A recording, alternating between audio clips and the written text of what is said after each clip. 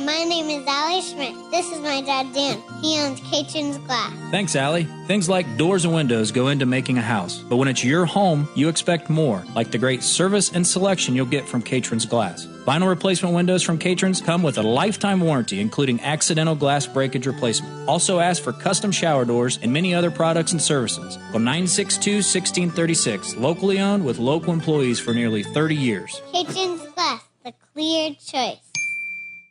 Welcome to the BeTempered podcast, where we explore the art of finding balance in a chaotic world. Join us as we delve into insightful conversations, practical tips, and inspiring stories to help you navigate life's ups and downs with grace and resilience. We're your host, Dan Schmidt and Ben Spar. Let's embark on a journey to live our best lives. This is BeTempered. What's up, everybody? Welcome to the BeTempered podcast, episode number 48. Wow, Ben, your voice changed. Today we have, instead of Ben, we have my lovely wife, Kim, joining us. Ben is on the other side of the glass because we've got a little bit of a special connection today with our guest. And I want to read a little brief intro to kind of set the tone. And what I'll tell everyone is the story that you're going to hear today, from childhood through growing up, raising a family, and through what most recently happened in November and December, is truly remarkable. It's a story that both you and I heard on a podcast and brought us both to tears, and truly made me feel like I'm not doing enough. And I mean that sincerely, because it's truly remarkable. But what we're here today is to talk about the story, to talk about faith, to talk about adversity. And I'm excited for you all to hear from Sam. So today we have the privilege of sitting down with someone whose heart for service and community knows no bounds. Sam Fledderjohann is the Special Olympics coordinator and peer support at the Mercer County Board of Developmental Disabilities, where she's dedicated herself to empowering and advocating for athletes and individuals with disabilities. But her impact does not stop there. Most recently, Sam made an incredible, life-changing decision to become a kidney donor, setting off a remarkable 10-person transplant chain at Ohio State's Wexner Medical Center. Her selfless act has not only changed lives, but served as a testament to what true generosity looks like. Beyond her work, Sam and her husband have raised their family on a farm, instilling in their children the values of hard work, resilience, and service to others. Sam, we are honored to have you on the BeTempered podcast. Thank you for having me. I'm excited to be here. Yeah, we appreciate you making the trek down from the Mercer County area, which is the home of my beautiful wife, Kim. And so, again, there's a little bit of a connection there that you don't really know about. We're kind of been talking about it here this morning. The Mercer County connection, the farming connection, we're all the same age. We're raising larger families, all the challenges that come with all those things. But it's pretty remarkable, and your story is remarkable. How we start off every podcast is we like to start from the beginning. And I think your story from the beginning will show people your life and why you chose to do what you did and what you're doing now. So can you start off from your childhood and talk about what it was like growing up? Sure. So I grew up, obviously, pretty locally. I was actually Auglaize County. So I work in Mercer, but I lived in Auglaize County in Ohio. And I was born to a very young mother. I was her second child, and she was not quite 18 when I was born. So that was all I knew. So it was great, right? You don't know what you don't know what you don't know. And but I was born. My father was significantly older than my mom. Significantly being my mom was a teenager, and my dad was 27. So okay, yeah. My parents did end up marrying. And several years later had 2 more children. That marriage was, from the beginning, pretty tough. As you can imagine, it didn't come from the best circumstances. And there was a lot of mental health issues with where my father was concerned.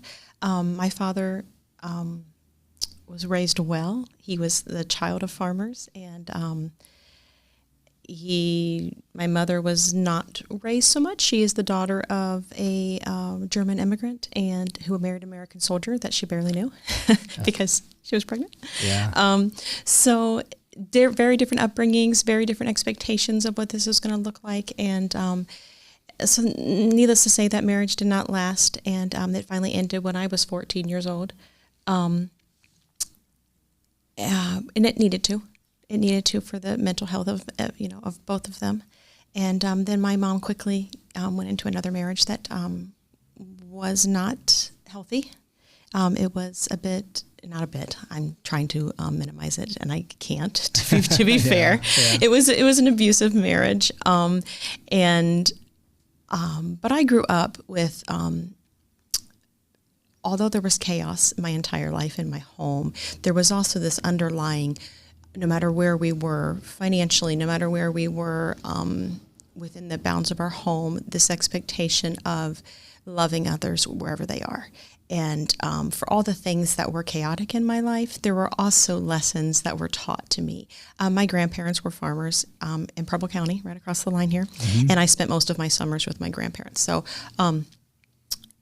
they were a wonderful stability to me as a child, and were very influential in the kind of the way I run my own household, and the way I parent, and the way I feed my household. They instilled all those things, and into my mother as well. My mother wasn't truly raised. I always say that she just kind of kept aging. Right? She wasn't really aged, or she just aged. She wasn't really raised. And my paternal grandparents did a nice job of teaching her. They taught her the things that most of us learn in small communities: how to can, how to garden, how to do all those things. Therefore, I know how to do those things. When in reality, if you look at my life story, I shouldn't know how to do those things. Does that make sense? Yeah. Okay.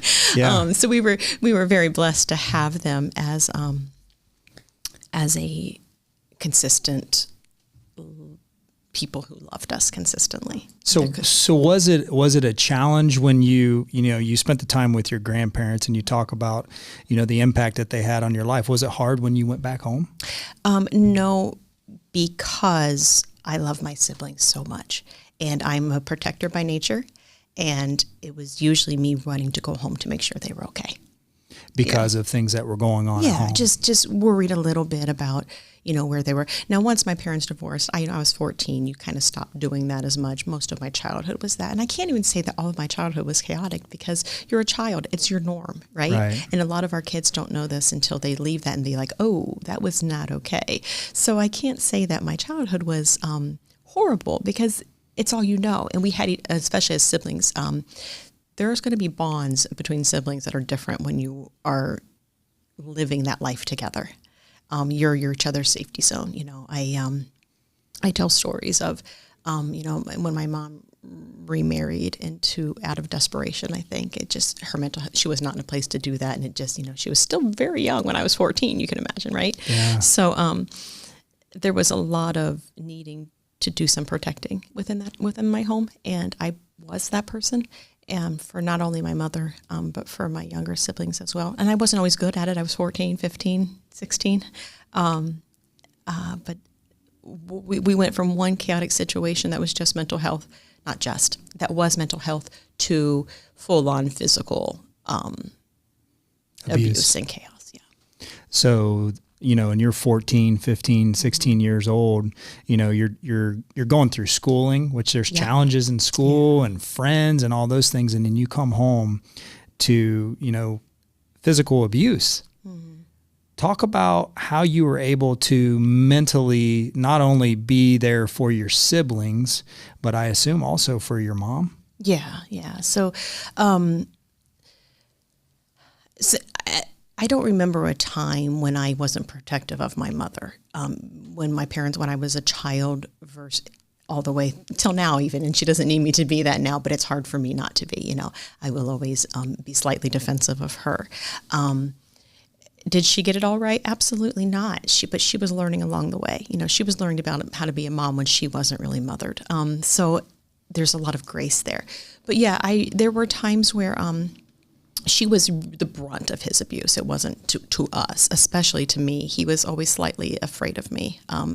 And maybe that's a strong word. I could get him to back down when I walked into a room. At 14 years old? 15 at that time. But yeah, I can't explain it to you. Nobody can explain it to you. I know you've heard these stories before, but I'm 15 years old, and I'd wake up at 4:30 in the morning because I knew there had been chaos the night before, and I would go out and make sure, we lived in town at the time, her clothes would be all over our front yard.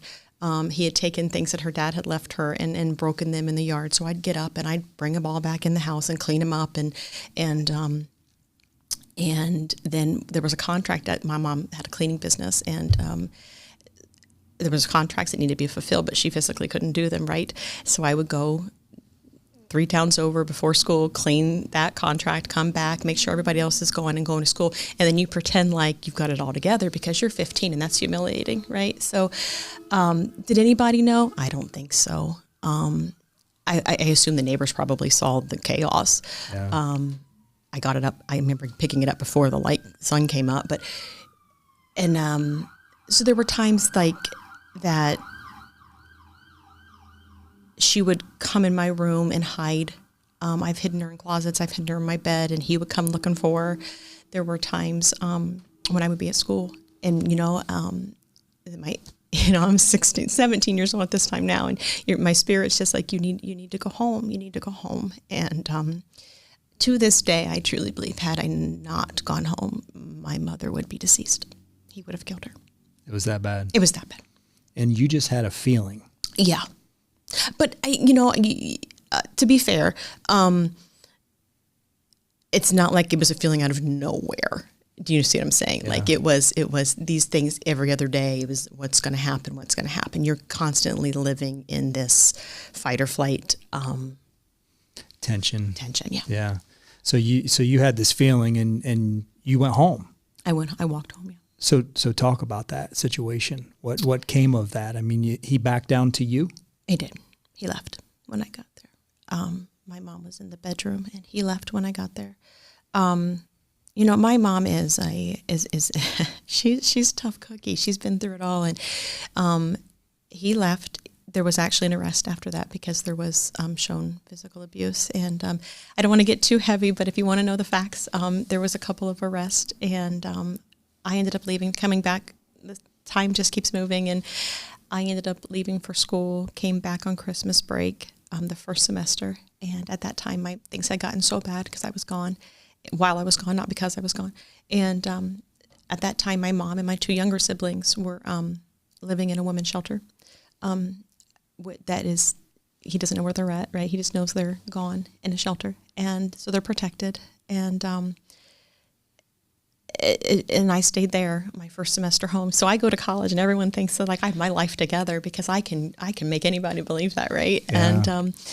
And I come and I stay in a shelter and with my mother. And then time goes on. He breaks in a couple of times. There's a restraining order, and he is finally arrested again. And I didn't mention this before, but yeah. So then 5 months later, he ended up committing suicide in jail. Really? Yeah.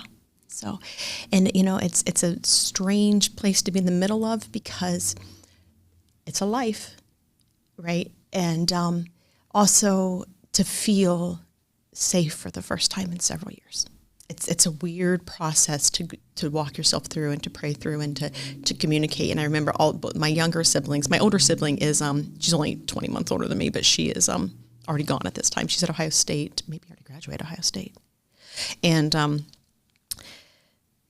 to comfort them, and I remember just, I'm 18, 19, still 18 at this time, and they all just crawled in my bed. They both just crawled in my bed with me, and they're teenagers at this time, and we just, because what do you do? Yeah. How do you explain to somebody, yes, somebody died, but golly, we feel safe. And exhale. It's a strange. That's a tough. Strange feeling. Well, especially at that age. I mean, tough for anybody, but all that you had been through. Let me ask you this. As you're talking, I'm thinking, we haven't even got to, what you've most recently done. But hearing your story, are these the first times you've told these, out in public? Yeah, it's not some, especially, we're from a small town, and my mom has a beautiful life, and she has all the good that she has done in the worst of times has come back to her, and the blessings on her life, have become really, they're beautiful, beauty for ashes. She has a beautiful life, and so it's hard for me a little bit because we come from such a small place, so everybody knows everybody. Mm-hmm. And so I asked her permission before I did this. I said, she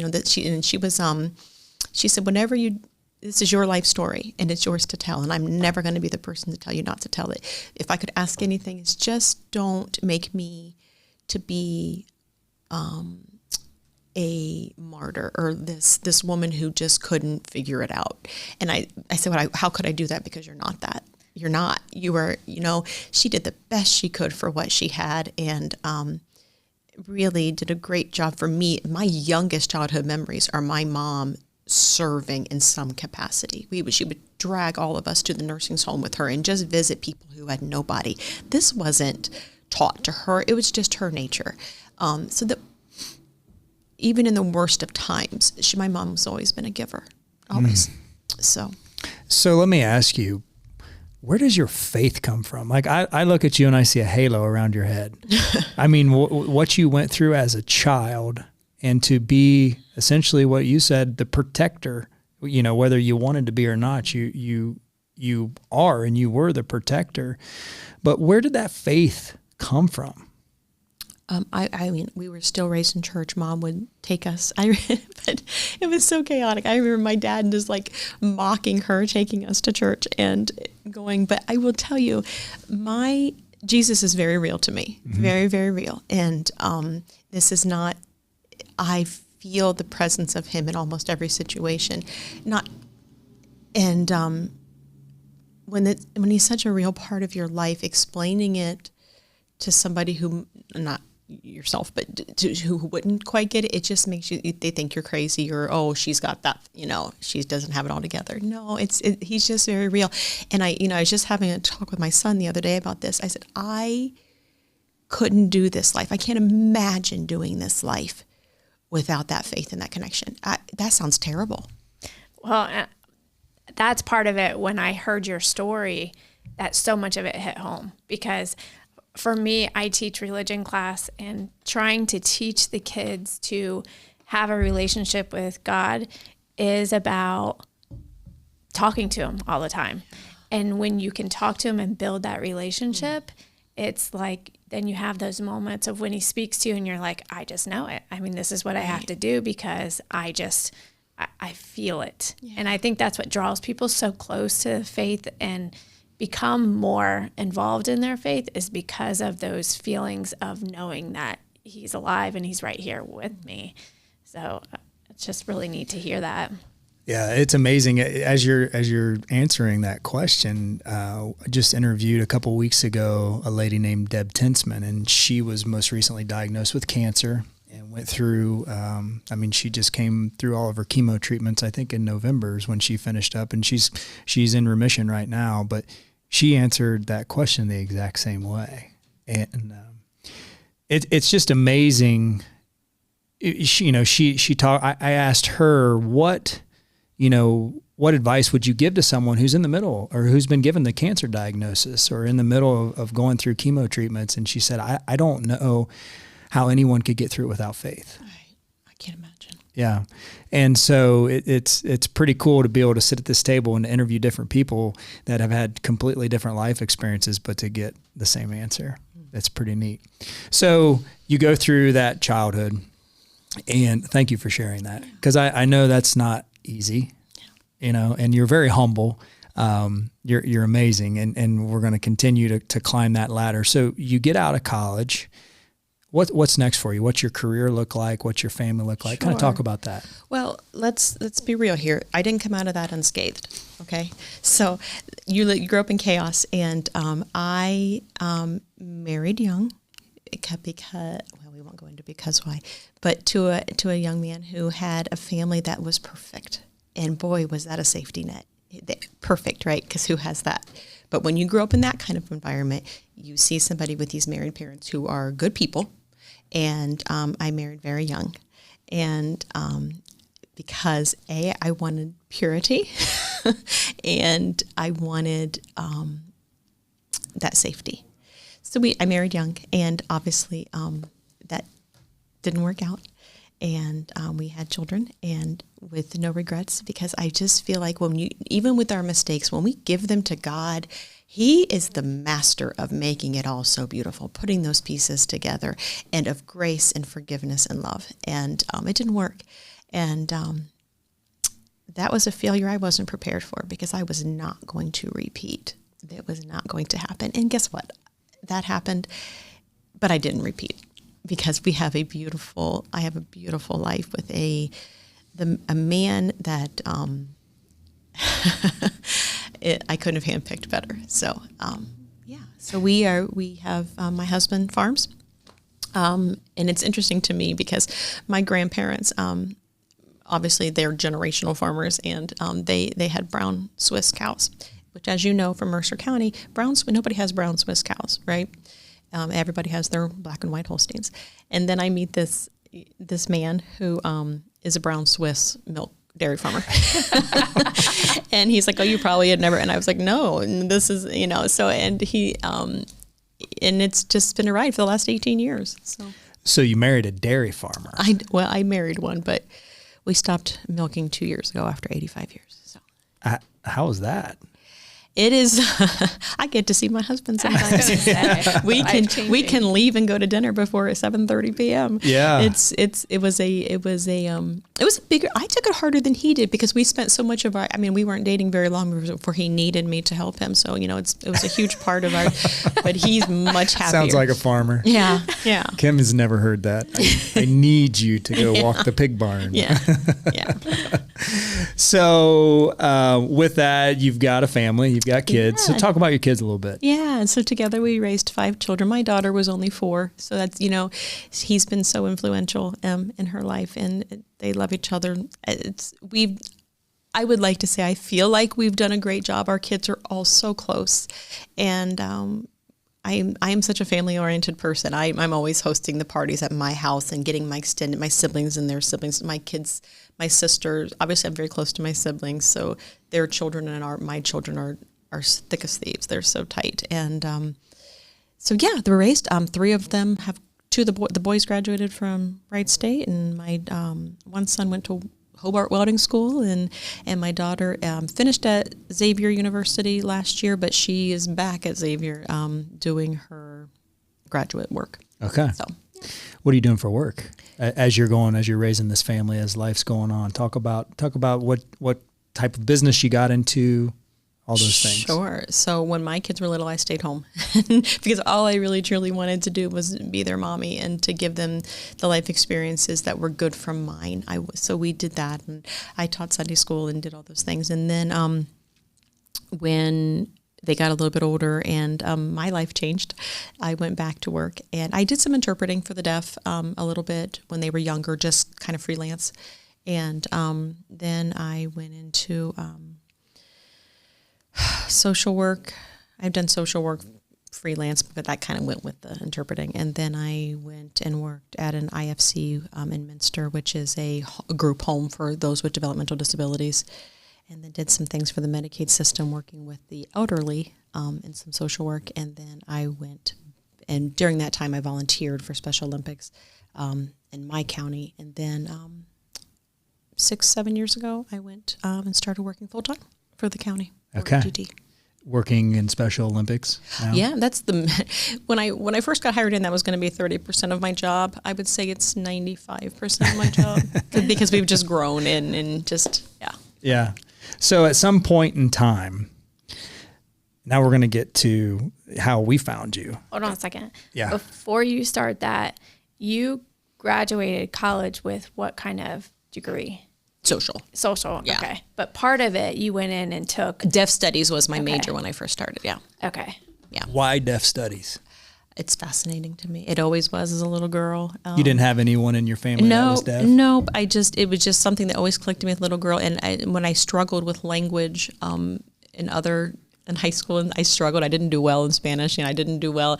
But that one just came to me, and I just loved it, and I loved the culture, because it's a culture as well as just as a language. Like any other language has its own culture, and the culture of the deaf world is just so intriguing to me. Yeah. Did you ever get to use it very much? Yeah, I Okay. did. I used to interpret in church a little bit, and then I would do people, like if they would, some of my deaf folks that would go and do job interviews, I would interpret those and things like that. But in this area, full-time work, it's not, Okay.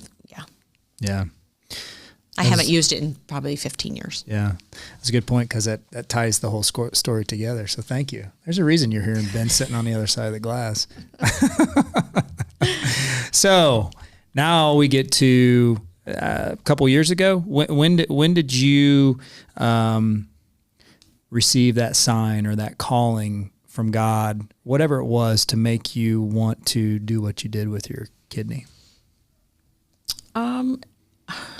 It never, something I never even thought about until maybe 18 months ago, less than that.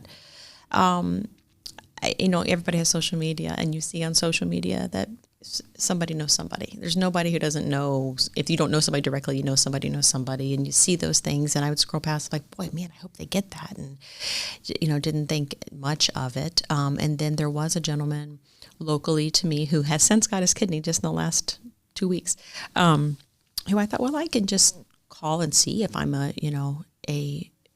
match for him. And so I called, and they said, you're not. And I said, okay, just by my blood type, everything. They knew immediately that I was not a match for him. I said, oh, okay, no problem.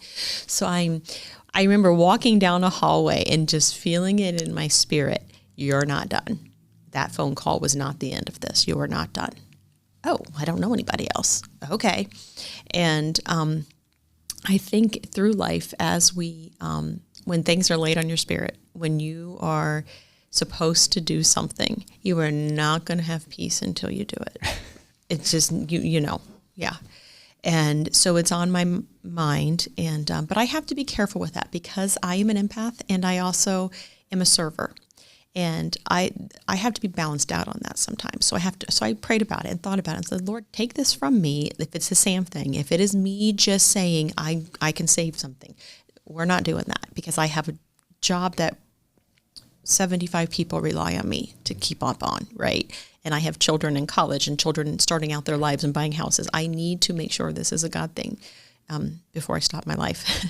And so I reached out to Ohio State and said, hey, I'm actually still interested. Is there any need for what I have? And they said, well, come start the testing work. And I said, well, hold on a second. So Mike, my husband, and I had a conversation, and as I've mentioned before, he is very used to my personality. Nothing really surprises him. And he's always been the most supportive. He's right there beside me through my things that I do for Special Olympics, through the extras that we do when we give in secret. He gets it. So, which I'm blessed. To be equally yoked is a really big thing. It is very much so. But what was his initial reaction when you said this? No one believes me. But when I say that he is a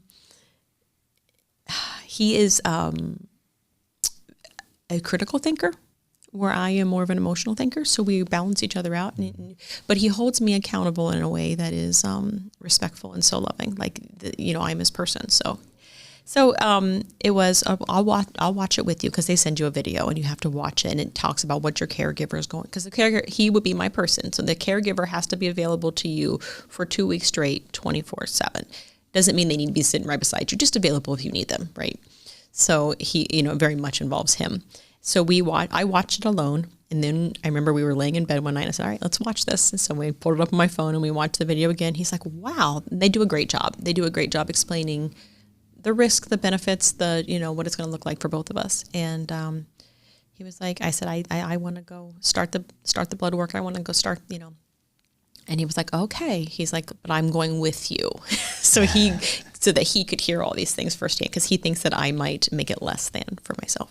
So we did. Yeah, we started. They send me, like I told everybody, I carried around a big jug of urine to work and put it in my car. It was cold out, so I didn't have to put it in the work refrigerator. And a couple trips to Columbus. Luckily, we could go to Lima for a lot of it, but a couple trips to Columbus, but still minor. I mean, And when I was all done, they said, okay, we'll get a hold of you if we have somebody. I was like, oh, well, I thought for sure that God, I was supposed to do this. I thought this was going to be boom, boom, boom. Let's get it done. I was like, oh, okay. And I said, well, I'd like to do this soon because during harvest, my husband is not available to me. I don't see him in the light of day unless I'm helping. And they said, okay, when is harvest? So these city folks, they don't know when harvest is. And so I had told them this is when it is. And I thought for sure I would hear back right away. They said, well, and I didn't. And I thought that's kind of strange. So I got on my chart and I sent an email and they said, Sam, we're working on something. Please hang tight. Oh, okay. And that was that. So you're hanging tight. And this is what, you going through the summer? Yeah. And we're talking, this is just 2024. Yeah, last summer. Last summer. It was less than a year ago, yeah. So you're going through the summer, and it's got to be on your mind. It kind of, yeah. Every day you've kind of made this decision. You're like, all right, God, here, I'm ready. Right. Was I wrong? Did I not hear the voice? Was this the same thing? Because I would second guess it if it's not like right now what's happening. Right. But God is, you have to be patient. I tell you what, his perfect timing is not what I think is perfect timing. It turns out he's always right and I'm always wrong. So, so at some point in time, you either become impatient or they call you, right? Right. They, I actually called them. And I said, hey, we were getting ready to plan a vacation. And my last thing would be like to tell somebody, no, you don't get your life back because my husband and I want to lay on a beach, right? So I had called them and they said, and then Mike, the RN who does all the scheduling for the Transplant Center at Ohio State, said, your ears must be burning because we were just talking about you. And he goes, and Sam, I have something really special planned here. He said, but it's in the preliminary stages and I can't tell you about it yet, but I just need to know, are you 100% on board no matter what? And I was like, oh, something special. Okay. I don't know who this is going to. I didn't think much of that because I don't know, beyond that I know I'm supposed to do this. I'm not educated in, how it all works. And I said, okay, no problem. And he's like, give me a couple of weeks and I'll get back to you and have a date. He's like, can you keep December open for me? Are you available in December? I said, I can do that. And then a couple weeks later, he called back and I got the news and I still didn't. Well, do you want to talk about the news? Yeah, absolutely. Yeah. Go into that phone call and what that looked like. Cause you're going through harvest. So you're still thinking, you've had this conversation and you're thinking, man, I wonder what this is, or who's this going to? Is this going to somebody famous, or what, what is this? Did you have any stipulations with who it would go to? Yeah. So they do a nice job at Columbus. They have you have to go through a psych evaluation to make sure that, this is, unbeknownst to me, this is a really big deal. I didn't know it was a big deal, but I'm told it was a big deal to do this to your body. So you do go through a psych evaluation and the social worker comes in and she even asked my husband to leave. They make sure no one's coercing you to do this. There's no black market thing going on. There's, that kind of thing. Because you don't get paid for it, no, right? No, it is strictly volunteer. Yeah. Okay. Yeah. It doesn't cost you anything, but it doesn't it doesn't pay. That's very illegal. Yeah, I would think. Yeah. So she had asked me, do you have a problem thinking, and if it's a different nationality, if it's gender, sexuality, religion, do you have an issue with any of those things? And I truly don't, because humanity is humanity, but I also feel like to not be transparent with somebody or to be totally honest is failing them. So I did tell her, if anything would cause me pause, it would be a man who has a history of abuse. Would I say absolutely not, no way? No. But would it sit well with me? I can't pretend that it would. That's probably the one thing that was my holdup.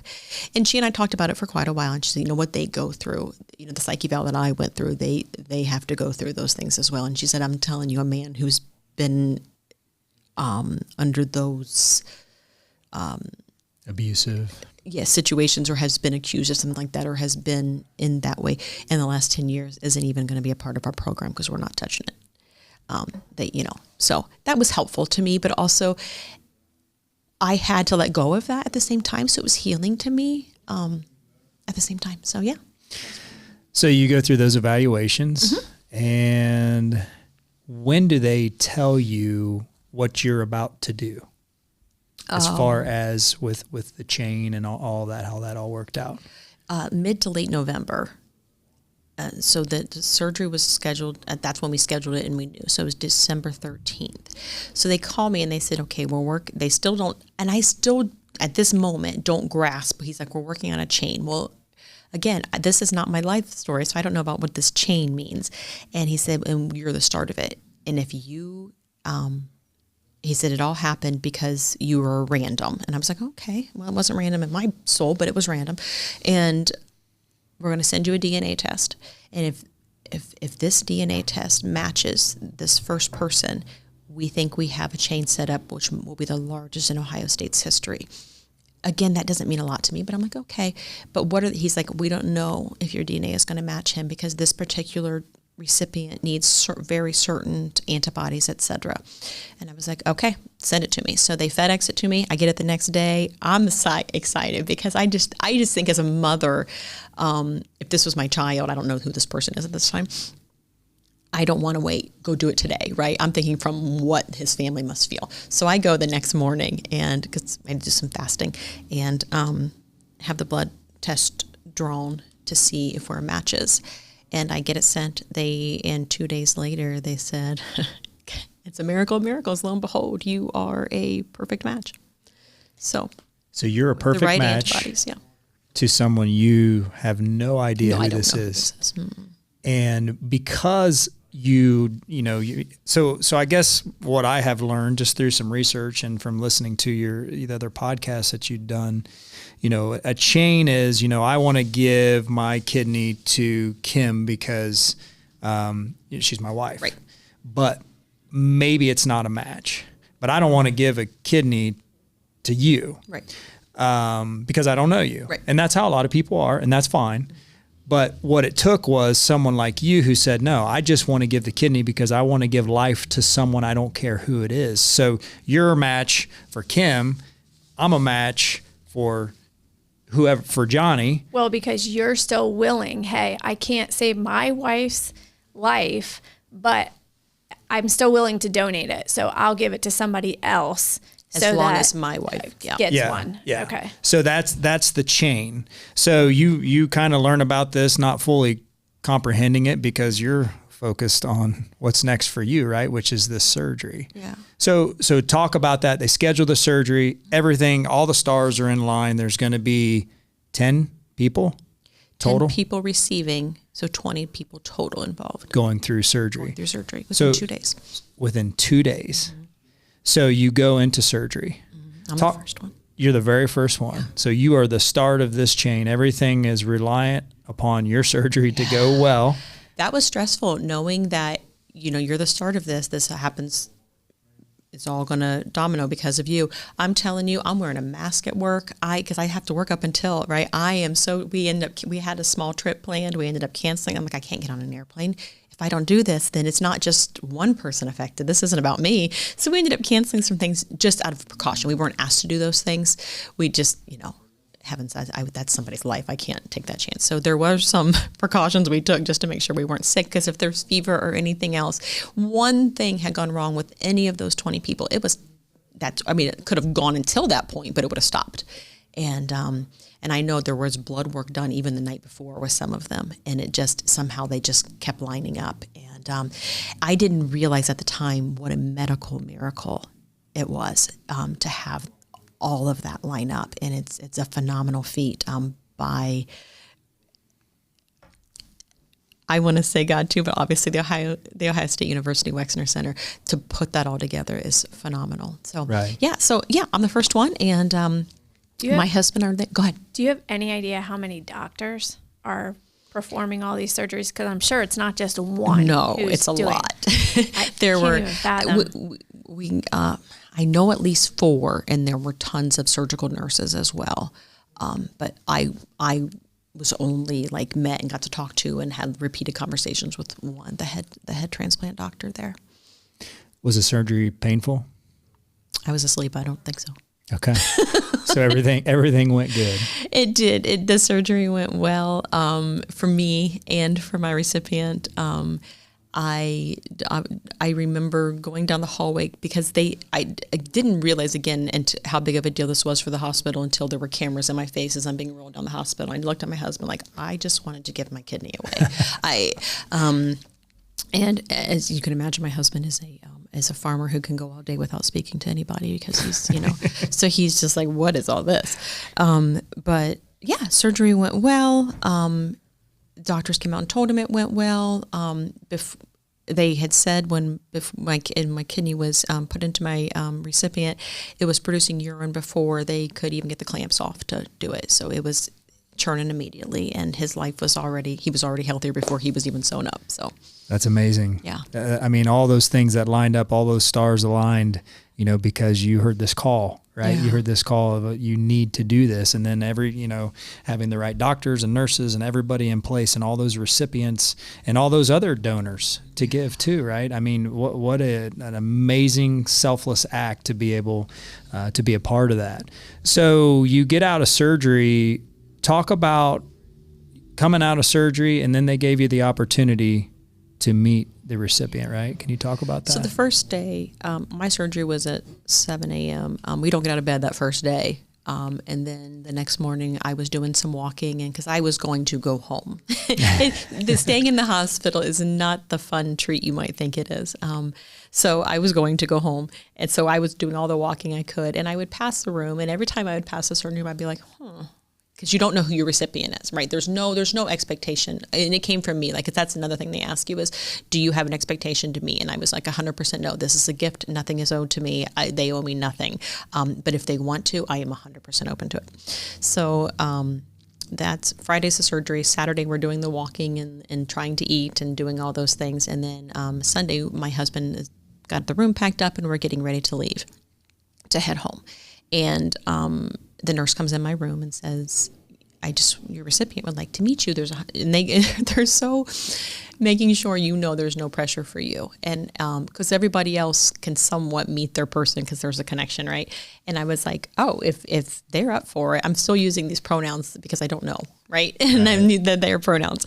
And I said, if they're up for it, 100%, but there's no pressure from my side either. And she's like, okay. I just want to give you a little bit of a warning before you go. And I'm thinking, oh no. But she said, your recipient is a young man and he's deaf. And that's when I feel my husband's energy behind me. I just feel him. What? And I kind of look back at him and I'm just smiling from ear to ear. And I'm like, oh, these God winks, right? And she looked at me, she goes, oh my goodness, is that okay? Do you have and I was like, no, that's more than okay. But I don't say anything to her about why it's okay. And I said, okay, let's go do it. And so we go back to that room that we kept passing that is my recipient. And it's a young man who is graduate, and he and his beautiful wife, they'd only been married a year when his kidney started to fail. And they were both in there. And his father was in there and his sister was in there. And so I walked in and I was just, it's so good to meet you. My name is Sam, and how are you feeling? And so I'm signing these things to him. And his wife and his sister just lose it. And he responds verbally because he lost his hearing in childhood, which means typically when somebody loses their hearing a little bit later in life, once they've learned to speak, they can speak pretty well. So he responds verbally to me. And at this time, I don't know that he's lost it in childhood. I thought he was fully deaf, and I was just right. And he's doing great. And it was just so fun to talk to him and his family and talk about how he had produced over 5 gallons of urine in that first 24 hours, nearly 6. He looked amazing. He was up. He said, I even got dressed for you this morning because they leave a little bit later than we do. And I looked over. So anyway, I didn't want, how do you thank somebody for that? It's so uncomfortable for them. And I just told you owe me nothing. What a gift. What an honor to look at a person and say, I can do this for you because of something I have. And So the nurses were sobbing, and the nurses looked at me and they're like, we do this all the time and we don't ever cry. She goes, that was too much. That was too much. And I said, that's just the God we serve. That when it's his plan, wow, it blows your mind, right? And how lucky are we? The cool thing that I think about that is that it's like full circle. You get that calling that you decide to listen to and do, and then all of a sudden you go and meet the recipient and he's deaf, and it's like God prepared you how many years ago for this. Yeah. I just think it's such a cool thing. Not that you need the confirmation, but it's confirmation. It's still beautiful. It's the gift. It's like a little gift from God. Yeah. And then I feel that way about most of any trials in our life. If they're all experiences that we can still use for his glory. Mm-hmm. So, yeah. Yeah, that's amazing. When I heard that, I was like, you're right. That's full circle. I mean, everything that you went through as a child, and then you go to school and you learn sign language, and then you live your life as a servant leader, raising your children, going in and doing the developmental disabilities, and that takes a special heart. I had an aunt who passed away about 5 years ago, and I've got an uncle whose health is not great now, but both of them have mental disabilities. So I was raised around people with disabilities. I was raised, watching the Special Olympics, and I think it gives you a whole new perspective on people and on the difficulties that we face as normal, healthy individuals, and they just put it into perspective because my Aunt Susie and my Uncle Dave always had a smile on their face. They didn't know any different, right? And so much joy. Yeah, so much joy in all of these individuals and the challenges that they face that they don't even know are challenges. Yeah, right. And it takes a special heart like yours, to be able to help and to, allow these individuals to prosper. Talk about with the Special Olympics, some of the things that you're doing up in Mercer County, because there's some unique things that you talked about on the other podcast that I don't know that all Special Olympics are doing and all the developmental disabilities places are doing. But you've got some really unique things going on up there, right? We have a delegation that is, we live in a community where the support for those in Special Olympics and served by the Board of DD is phenomenal. We know how lucky we are. Our superintendent at Mercer DD, he sees the good in what it means and how it benefits not only our folks but our community. And because of that, we are able to really excel. So yeah, when I first started there, we had bowling and basketball sometimes, and I just feel like we've been so lucky in the sense that it just keeps growing, and I know it's a lot, and I'm so blessed, and I'm so tired, and I'm so blessed. We just ended. We have 2 basketball teams now. We have a skills team for our folks who can't dribble or can't really understand the concept of 5-on-5 basketball, right? And then we have our competitive team for our folks who can, because there's both, right? It's a spectrum of people with different abilities. And then we have our powerlifting team. Our powerlifting team does it very well. We just had a meet in Champaign County this weekend. We have 2 cheer teams, a unified cheer team. Those are usually typically with our cheerleader, our ladies who maybe need a little more help. And they, of course, they work with, actually we have one of our cheerleaders is from St. Henry, who one of our unified partners, she was a cheerleader at St. Henry for their team, and then came in and works with one of our Special Olympics cheerleaders as her partner. So they work together. And then we have our cheerleaders who can do a little bit more, and so they have our traditional cheer. So 2 cheer teams. We have flag football. That was new last year. We're going to be competitive this year. We're excited about it. I don't believe maybe I'll get in trouble.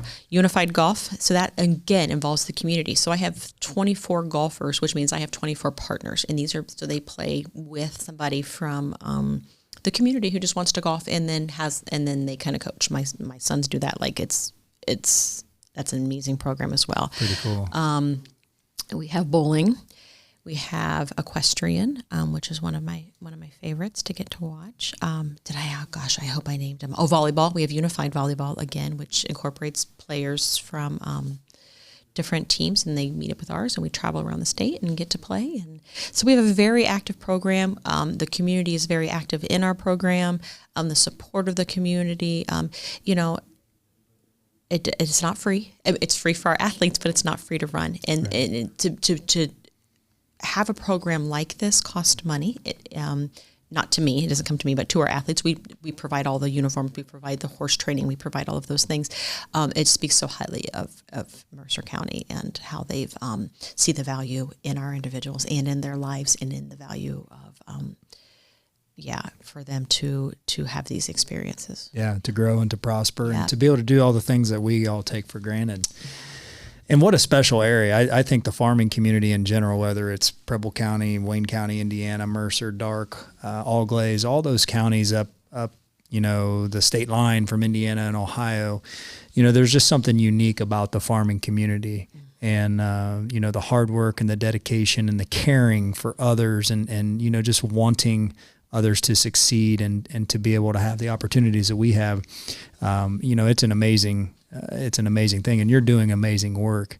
It's like I said, as I grew up with both sides of my family, with Susie and David, and seeing those things and watching them compete, and being at Special Olympic events where my Uncle Dave, or when I was in college, we would have to, as a football team at the University of Dayton, we would go to Special Olympic events at Welcome Stadium, and we would have to stand at the end of the 100-meter dash to stop them as they ran, because they would just keep running. Yep. And it was so cool, because they'd run and they'd give you a big hug at the end. They didn't know any better, and it was just, such a rewarding thing to be a part of.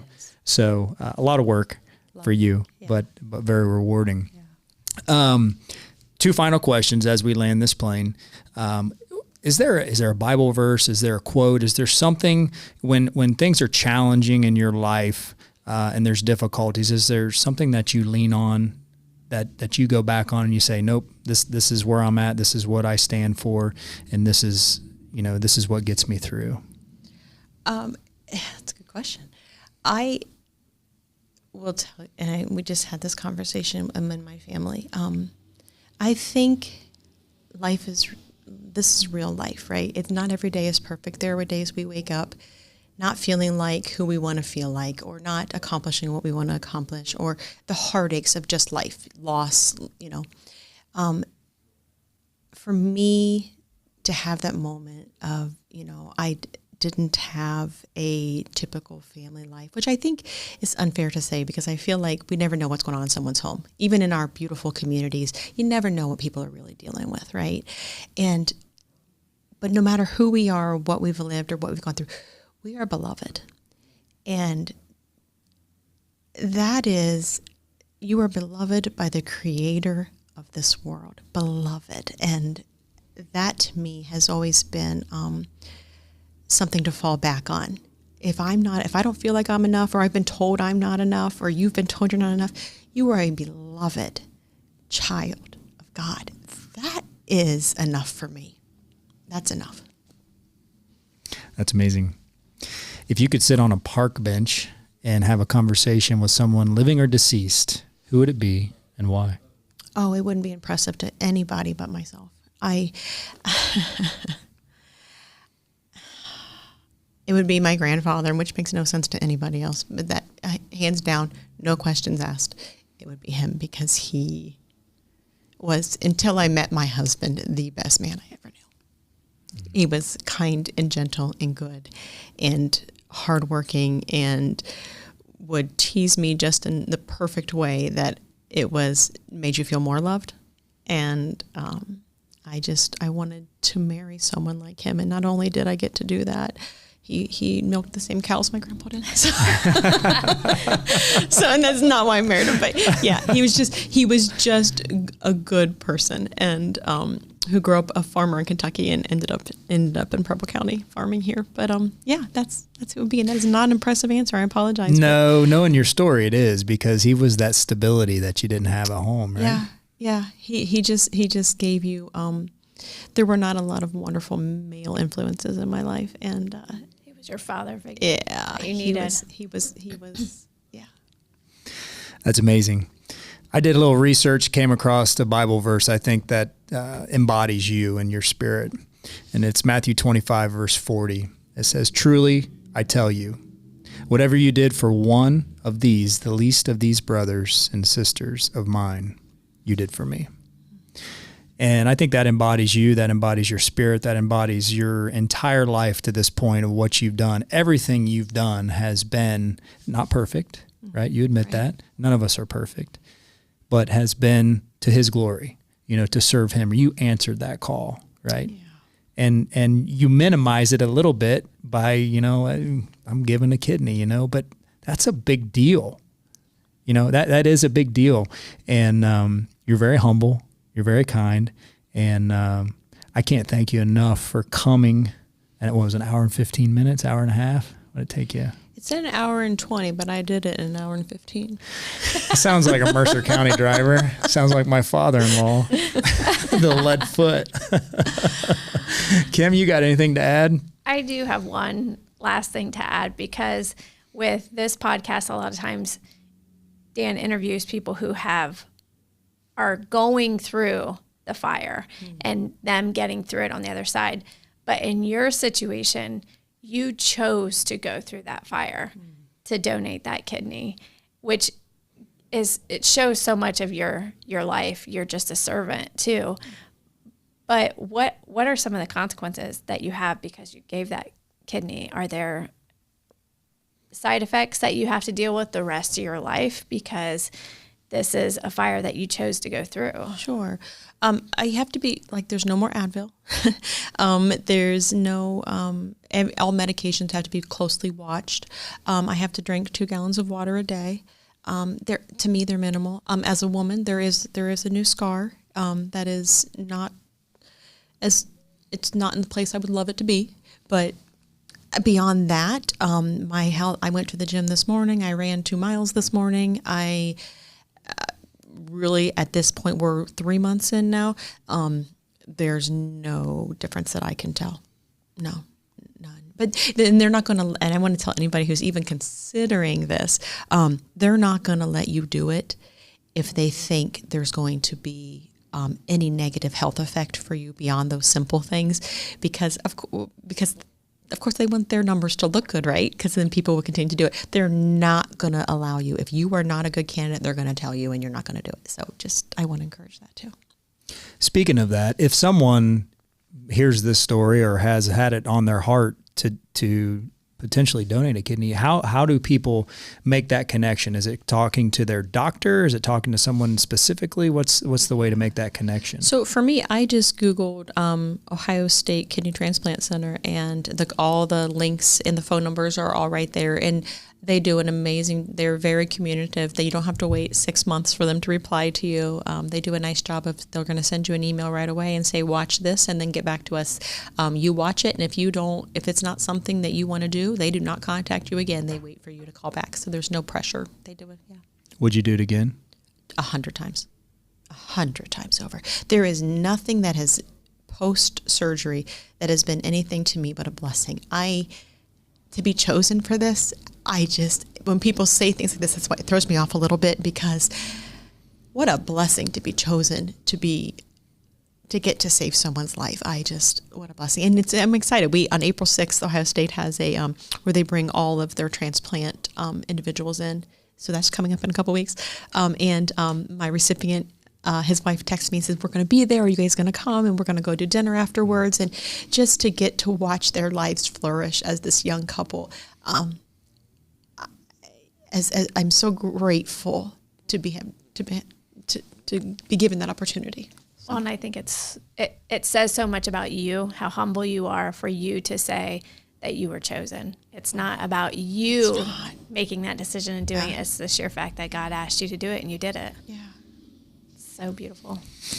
It's an amazing story. You're an amazing woman. I thank you again for coming down and having this conversation with us, and hopefully maybe we formed a friendship here that when we're back up in the area, maybe we can get together for lunch or meet your I love husband. that. And I would show you all of the cool Special Olympics things. We've got Heck some yeah. great St. Henry Special Olympic athletes that you may probably know their families. So Yeah. Cool. Well, good. Well, everybody, if you're not sharing this show, I don't know what you're listening to. This one's powerful.